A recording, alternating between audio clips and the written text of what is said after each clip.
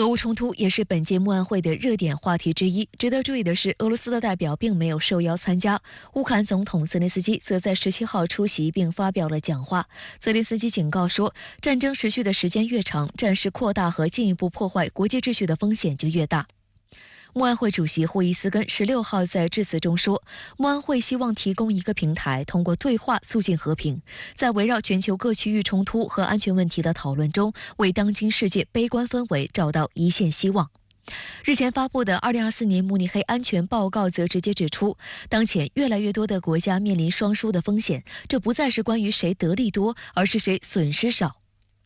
美国新闻网站 BNN Breaking 称，在一个以大国竞争死灰复燃为标志的时代，慕尼黑安全会议是全球安全的晴雨表。可能重返白宫的美国前总统特朗普近日威胁要放弃低军费投入的北约盟国，在欧洲引发震动。各国领导人和专家在普遍存在的双输情景中讨论共赢未来的可能性。前进的道路仍然充满不确定性，但对话、理解和合作的必要性从未如此明显。我觉得最根本的出路呢是西方呢要放弃要彻底的放弃零和思维，要重新的去认识世界的变化发展的趋势，尤其是对于世界多极化的、对于这个平等有序的世界多极化的发展呢，要抱有更积极的心态，同时呢要拿出更具体的行动，对来自于中国、来自于全球南方国家的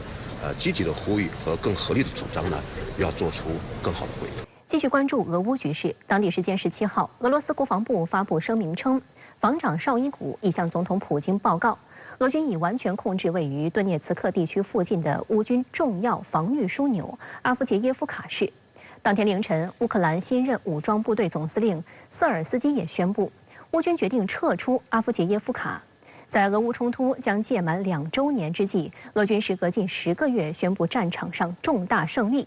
乌方却将此次失利归咎于西方军援不到位。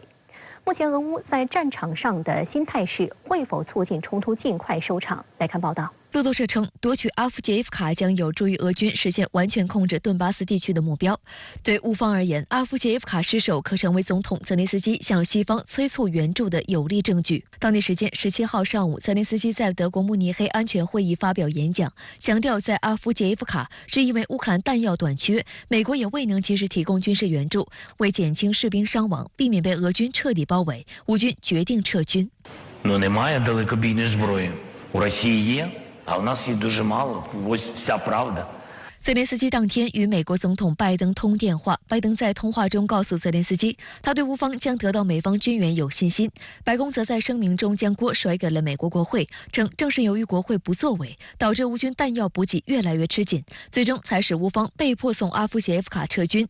乌克兰外长库列巴也在德国与美国国务卿布林肯会晤，请求美方紧急提供援助，包括射程超过300公里的陆军战术导弹系统。而在前一天，乌总统办公室发布声明称，在欧洲访问期间，泽连斯基分别与德国总理舒尔茨和法国总统马克龙签署了有效期10年的安全保障协议。协议分别明确规定，2024年，德国将向乌克兰提供总额超过70亿欧元的军事援助资金，法国则将向乌克兰提供价值最高达30亿欧元的军事援助。不过，欧洲国家的军援是否能真正落实到位，却要打一个大大的问号。就在10天前，欧盟外交与安全政策高级代表博雷利在访问乌克兰期间就表示，欧盟已经耗尽了自己的弹药储备，他没有可为乌克兰提供更多弹药的魔法棒。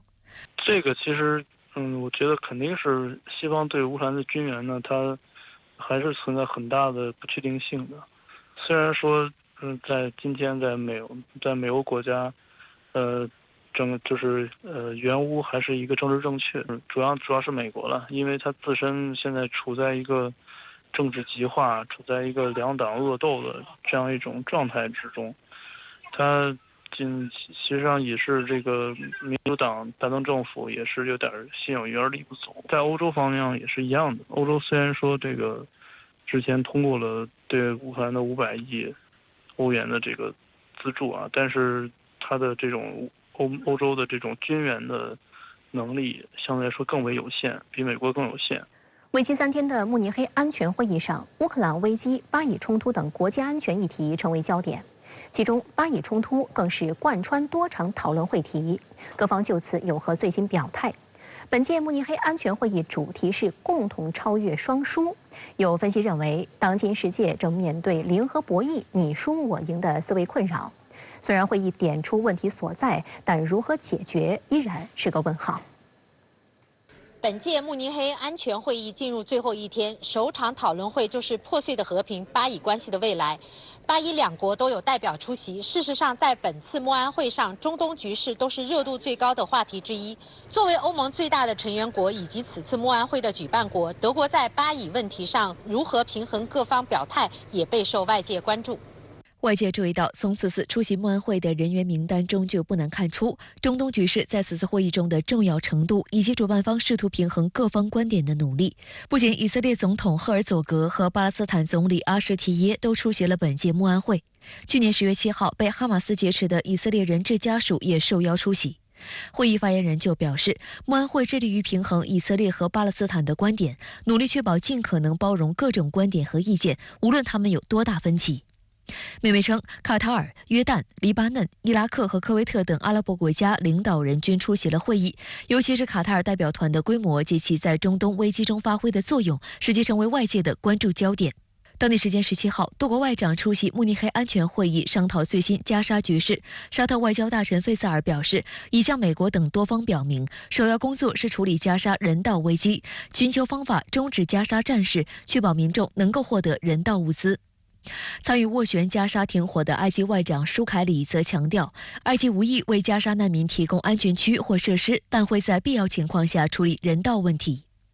此前，埃及、卡塔尔、美国和以色列代表13号在开罗就促成加沙地带停火等事宜再次开始谈判。不过，截至目前，谈判并未取得明显进展。卡塔尔首相兼外交大臣穆罕默德17号在慕尼黑安全会议上说，相信很快就能看到协议的达成。不过，最近几天的情况并不乐观。卡塔尔将继续推动巴以弥合分歧，但他也指出，穆斯林的斋戒月将在3月10号开始，因此谈判的黄金时间正在流逝。他还警告，如果无法达成协议，中东地区的局势或将进一步升级。2014年巴以和谈失败后，再未举行新一轮谈判。据美国和以色列媒体日前报道，美国政府正推动通过以色列同沙特阿拉伯关系正常化，换取以色列承认巴勒斯坦国。美国国务卿布林肯17号在慕尼黑安全会议上说，鉴于阿拉伯国家愿意与以色列实现关系正常化，未来几个月以色列将有一个融入中东的绝佳机会。I think there's an extraordinary opportunity